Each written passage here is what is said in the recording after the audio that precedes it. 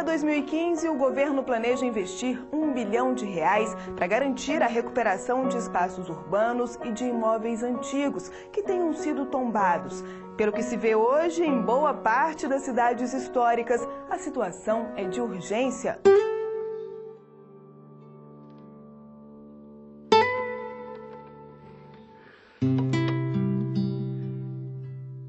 O Via Legal de hoje relembra a situação de alguns desses patrimônios de valor incalculável. De norte a sul do país é possível encontrar prédios públicos e também particulares que estão em ruínas. Os cascalhos caem, chovendo ou não. A instalação, você pega na parede do choque e as paredes por dentro minam água assim, ó.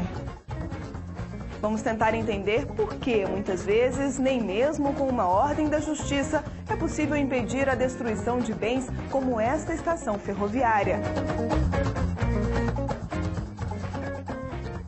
O Via Legal começa agora.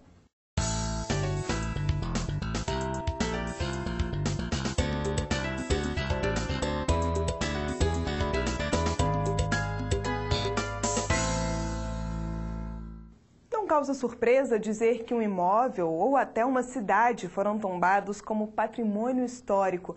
Mas esse cuidado especial também pode ser usado para proteger peças raras. Em Pernambuco, azulejos que compõem fachadas de prédios antigos estão na lista de objetos a serem protegidos. Mas isso não tem sido suficiente para evitar a destruição dessas verdadeiras relíquias.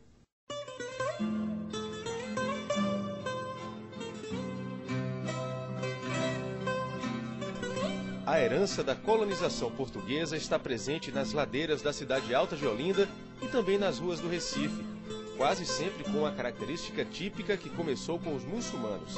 Tanto que a origem da palavra azulejo é árabe, significa pequena pedra polida. O azulejo, na realidade, essa laja, ou como diz alguns, ele era uma pedra que revestia, e ainda hoje reveste no Oriente, inúmeras mesquitas, a protegendo das ações do tempo. No Brasil e em Pernambuco, especialmente, o uso dessa pedra polida se popularizou. Com o tempo, os azulejos deixaram de ser usados apenas nas áreas internas de igrejas e residências e ganharam as fachadas das casas. Então, nós temos azulejos aqui em Pernambuco de exterior, azulejos de exterior, e alguns azulejos de tapete interior, que recua os do interior ao século XVI. No Alto da Sé, por exemplo, foi encontrada uma pedra que data do período de Dom Manuel I, ou seja, dos inícios da colonização do Brasil. Justamente por isso, essas pedrinhas aparentemente simples podem virar caso de polícia. É que azulejos desse tipo não são apenas peças decorativas, representam uma parte importante da história do país. Alguns deles são até protegidos por lei. Resultado: antes de fazer qualquer reforma, o proprietário de um imóvel que tenha esses modelos fixados dentro de casa ou na fachada precisa consultar o Instituto do Patrimônio Histórico e Artístico Nacional, o IPHAN. Normalmente ele tem que vir aqui, pede autorização, nós damos toda a orientação, mas visando sempre, tomando como base a preservação daquele bem cultural inventariado. O dono deste imóvel não fez isso. Ele alterou a fachada do sobrado que fica no pátio de Santa Cruz, no centro do Recife, sem qualquer autorização. Adivinha o que aconteceu? O IPHAN flagrou a retirada dos azulejos, notificou o proprietário e acionou tanto a polícia quanto o Ministério Público Federal. E o caso acabou chegando à Justiça. IPHAN e Ministério Público fizeram uma proposta ao dono do imóvel. Ofereceram um benefício chamado suspensão condicional do processo.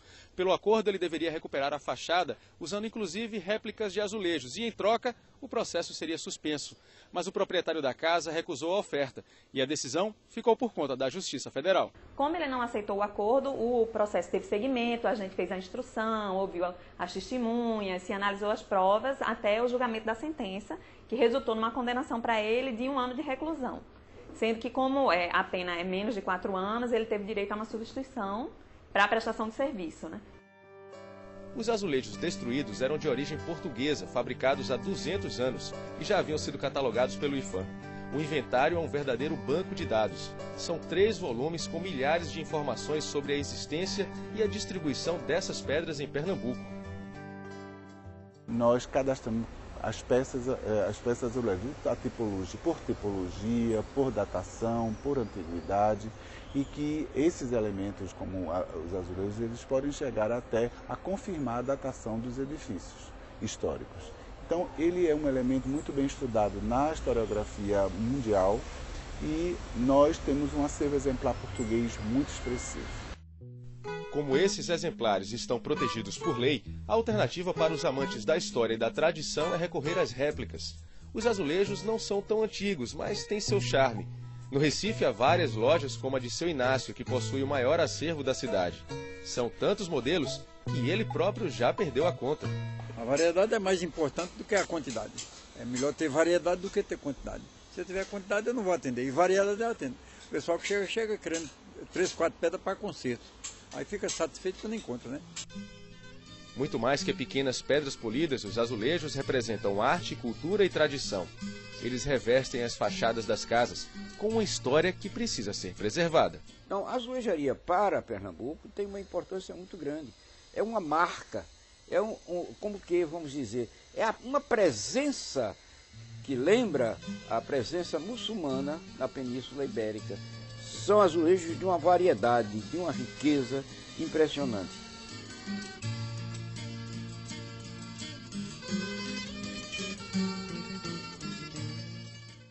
Pernambuco está entre os estados brasileiros com o maior número de prédios tombados, uma realidade que explica o esforço do Instituto do Patrimônio Histórico para tirar do papel um programa para financiar a restauração de imóveis privados.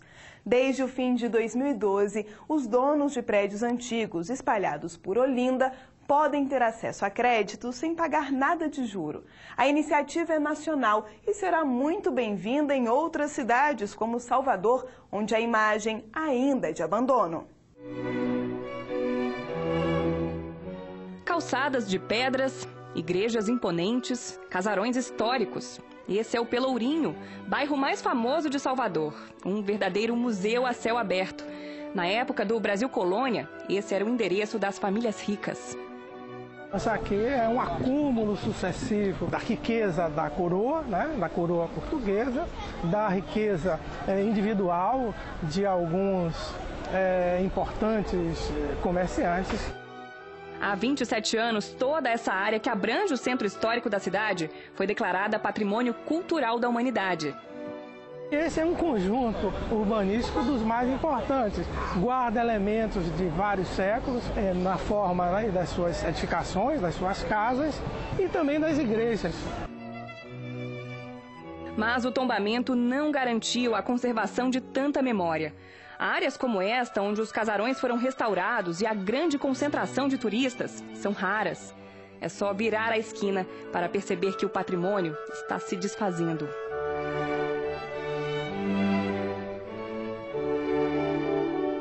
E a situação é mesmo grave. Em 2009, uma vistoria da Defesa Civil concluiu que 111 casarões históricos da cidade estavam em condições precárias. E de lá para cá o cenário só piorou. Muitos imóveis se deterioraram ainda mais. Alguns não resistiram à falta de manutenção. Esse aqui, por exemplo, desabou em julho de 2010. E até hoje, quase 2 anos depois, ninguém sequer tirou os escombros do local. A falta de manutenção desses imóveis, especialmente do telhado, permite que haja percolação de água, da chuva. Essa chuva vai penetrando, vai estragando os assoalhos, o emadeiramento, as paredes.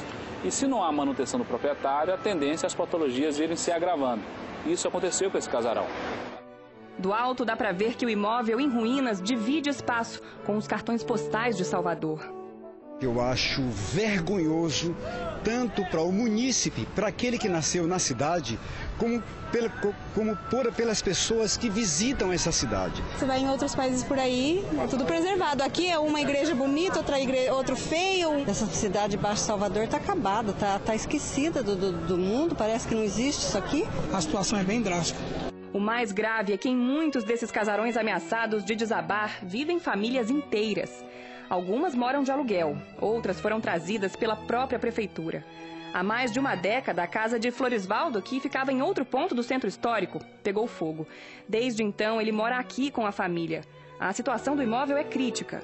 As paredes estão mofadas. As madeiras que sustentam o telhado foram comidas por cupins. E a água da chuva entra com facilidade. No mês de agosto, isso aqui ficou igual a lagoa. Molhou tudo, molhou tudo. Aí eu comprei essa lona aí, ó. Aí forramos tudo aí para aliviar um pouco. Parte desses imóveis pertence ao governo da Bahia, mas a maioria é de particulares. Gente que herdou esse patrimônio e não sabe o que fazer com ele. Resultado, muitos foram invadidos. Nesse ponto, flagramos um homem no prédio que se sustenta sobre um barranco. O teto está rachado e o reboco externo se esfacelando. A prefeitura chegou a lacrar as portas, mas segundo este guardador de carros, o morador achou outro caminho. Ele desce a rampa aqui, pela esse lado do prédio, e depois pula ali, entra ali onde está aquele matagal, e tem um alojamento lá embaixo. Em 2010, 5 pessoas perderam a vida em desabamentos de casarões em Salvador. Ano passado, uma pessoa morreu. Em todo o centro histórico é possível encontrar ruas como esta, em total estado de abandono. Quase todos esses imóveis estão em ruínas. Nesse aqui, parte da estrutura interna desabou. Do lado de fora, a situação não é diferente. Uma ameaça para quem passa pela rua e principalmente para quem mora na casa ao lado. Esse casarão, ele tem, evidentemente, o risco de desabar e ele, se desabar, ele provavelmente leva outros casarões juntos, porque essas edificações são construídas parede com parede. Andréia mora com o marido e os 3 filhos em frente ao imóvel condenado, mas diz que, preocupada mesmo, ela fica com este outro vizinho. Os cascalhos caem, chovendo ou não. E ela sabe que também corre perigo pela situação da própria casa. A instalação, você pega na parede, dá choque. O risco de curto-circuito aqui é muito grande. Muito grande, e as paredes por dentro minam a água assim, ó. Em todas as ruas, emaranhados de fios confirmam que as instalações elétricas são antigas e precárias. Primeiro risco, as pessoas estarem morando em condições insalubres. A outra é problemas de incêndio. Toda essa região virou caso de justiça.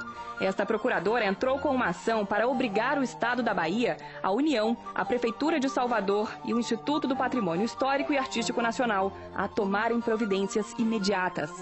A ação visa basicamente a realização de intervenções emergenciais nesses imóveis, a fim de conter o estágio de gradativo arruinamento e também evitar a ocorrência de vítimas fatais. O juiz federal que analisou o caso determinou que todos os imóveis condenados tivessem a estrutura reforçada e que em todas as áreas de risco fossem instaladas barreiras físicas e placas de sinalização. Além disso, foi fixada uma multa de R$1.000 por dia de atraso no cumprimento das medidas. Segundo a Defesa Civil, 110 famílias foram realocadas e 46 casarões já estão escorados. É importante que os órgãos, todos esses que atuam em patrimônio, que atuam na cidade de Salvador e outras cidades também históricas do Brasil, que também vivenciam esse problema, se unam para encontrar uma solução. Porque não adianta só a nossa ótica, apenas escorar e ali deixar, porque a tendência é que ele continue ainda tendo problemas. O processo ainda está em andamento. O IPHAN entrou com um recurso alegando que a ação deveria ter sido dirigida inicialmente aos proprietários dos imóveis. A procuradora reconhece essa necessidade. Essa ação ela não exclui, não restringe nem atenua a responsabilidade dos proprietários e do poder público na recuperação, na conservação e na manutenção desses imóveis, medidas essas que vão ser perseguidas oportunamente. O Ministério Público também deve entrar com outra ação judicial, desta vez para cobrar agilidade na revitalização do centro histórico. As reformas nos casarões já duram mais de 20 anos. O que se espera por aqui é que o governo priorize a preservação desse conjunto arquitetônico, que ajuda a contar a história do Brasil. História não se mata, é uma cultura. Cultura é para nossa geração e futuras gerações que vêm por aí. Gente, isso aqui é a coisa mais linda que tem. Isso aqui tem que ser preservado, não existe. Você só faz parte do processo civilizatório, do ponto de vista de memória, se você é capaz de contar a sua história. Então, a arquitetura ela é capaz de contar a história. Aqui não é somente patrimônio de Salvador, da Bahia, isso é um patrimônio nacional e patrimônio da humanidade.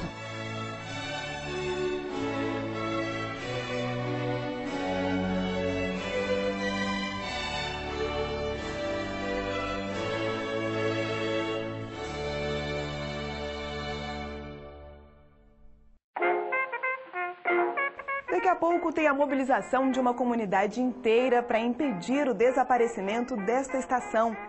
Além da história, o descaso também ameaça a segurança de quem vive na região. Eu volto em instantes.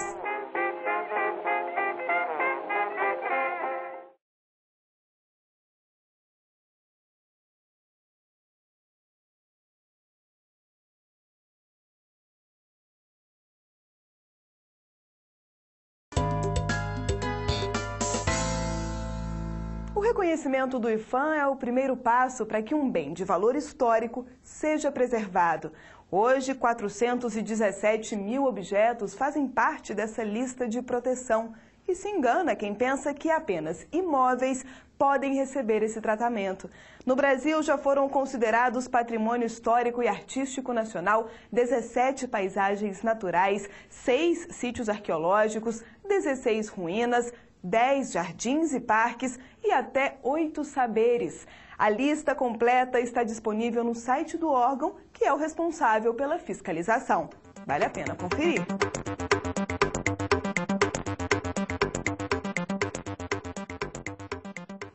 Muita gente ainda resiste, mas não cabe discussão.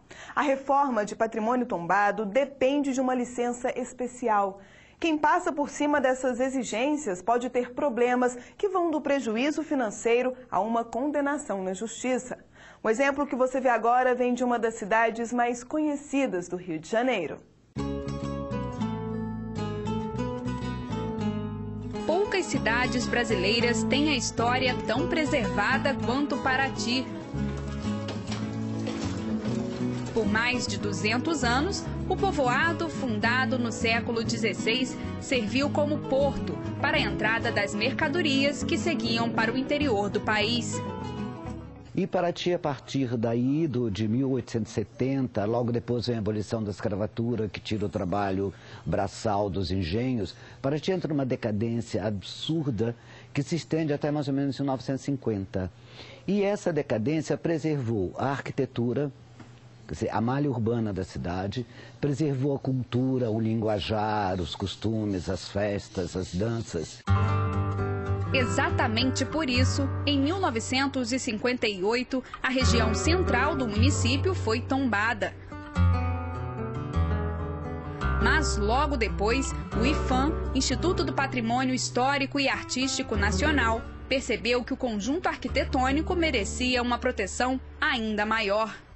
Como uma maneira de conter uma expansão urbana desordenada, uma especulação imobiliária pouco saudável à cidade, foi realizado também o tombamento do município com o intuito de manter esse entorno paisagístico do bem primeiramente tombado, que foi o bairro histórico. Andando pelas ruas do Centro Histórico de Paraty, fica fácil entender por que o lugar é tombado e deve receber cuidados especiais, do calçamento à arquitetura. Tudo aqui ainda guarda características da época colonial. Um cenário encantador que nas últimas décadas foi redescoberto pelos moradores e explorado por visitantes do mundo inteiro.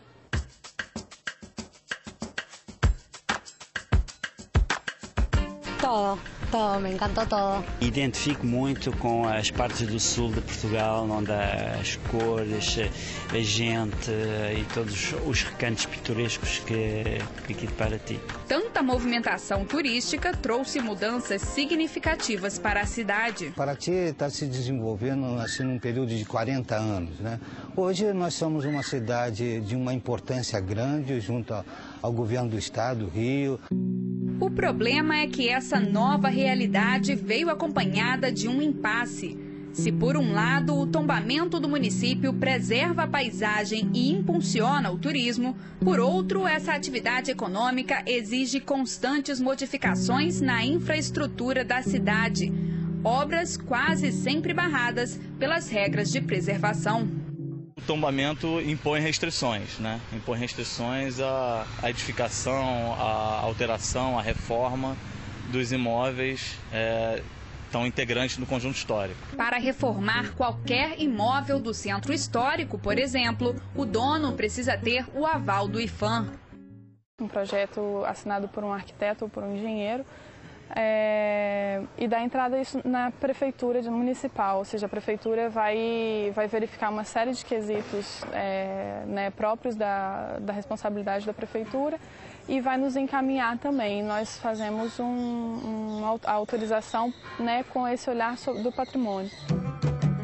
Alguns moradores do centro histórico afirmam que depois de tanto tempo já se acostumaram com a burocracia e hoje até defendem a existência das regras.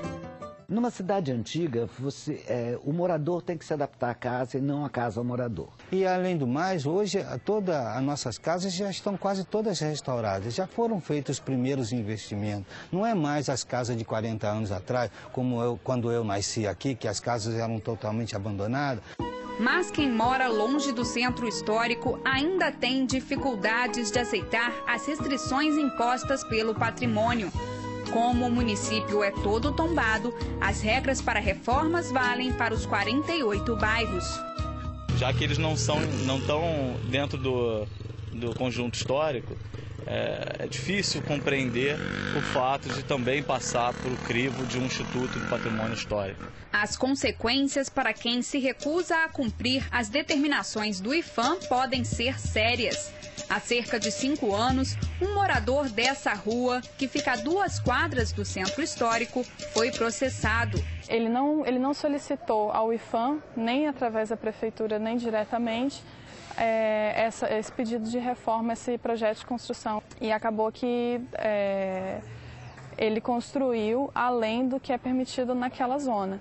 O caso chegou ao Tribunal Regional Federal, aqui no Rio de Janeiro, e prevaleceu a avaliação do IPHAN. As modificações feitas no imóvel são mesmo ilegais. Pela decisão, o morador terá que demolir salas e marquises. Se quiser continuar tocando as obras, ele deverá encaminhar um projeto detalhado da reforma para análise do Instituto. Para a Justiça, apenas o órgão de patrimônio pode determinar que mudanças são permitidas nesse pedaço da história do Brasil que se chama Paraty. O grande desafio de todos nós, tanto da sociedade quanto do IPHAN, é conseguir sempre manter esse equilíbrio entre a preservação e o desenvolvimento natural, porque eu acredito que as duas coisas são importantes e que elas têm que caminhar juntas, né?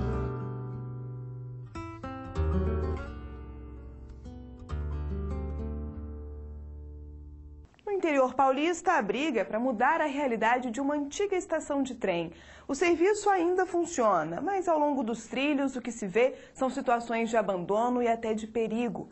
Há pelo menos 2 anos, a situação da ferrovia que corta o interior de São Paulo virou caso de justiça.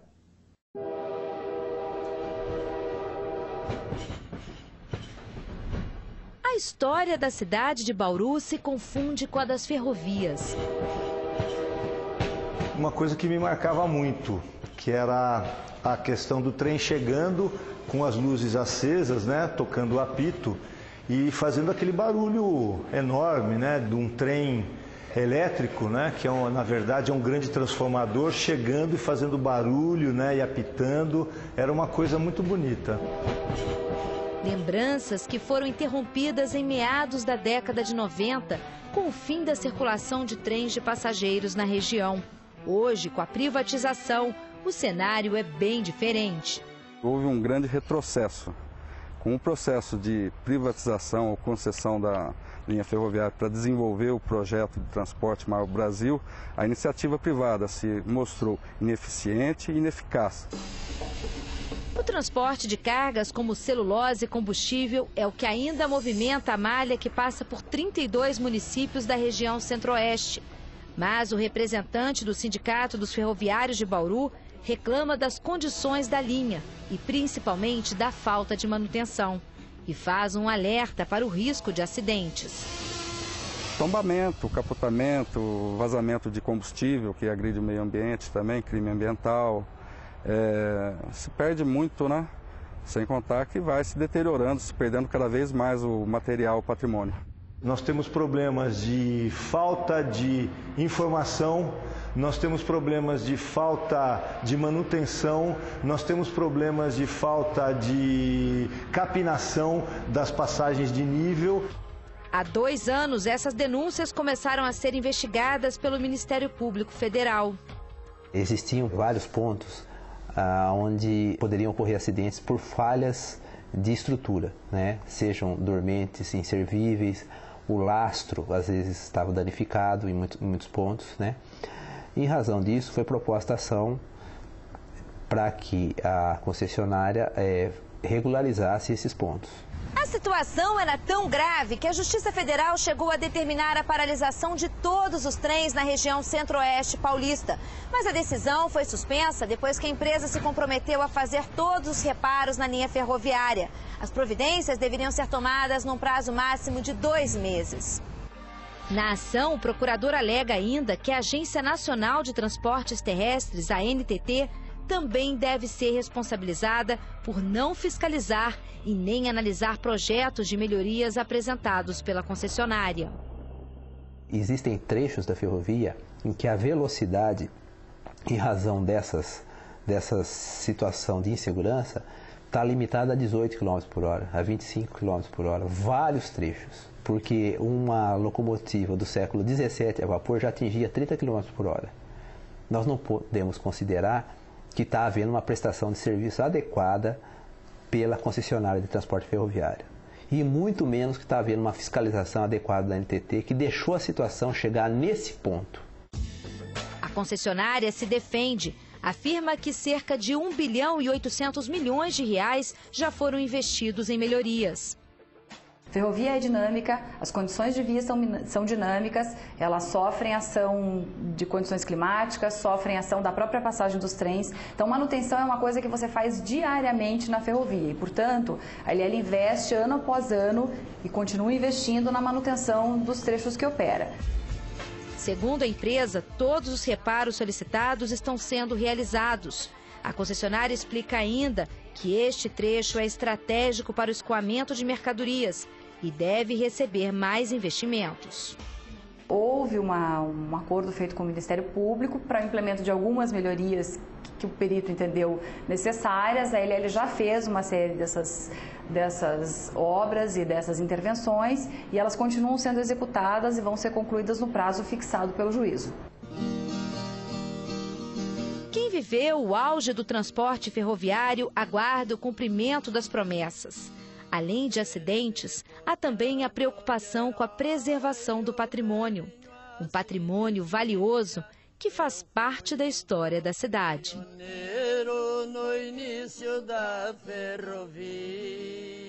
Realmente é triste ver tanta coisa se deteriorando e não parece que não tem mais volta, né? Mas diz que vão recuperar a estação, a gente está torcendo para que isso aconteça.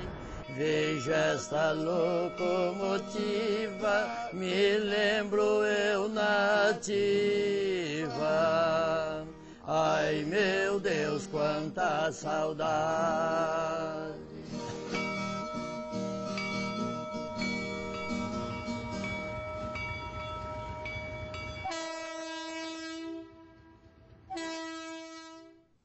O Via Legal de hoje fica por aqui.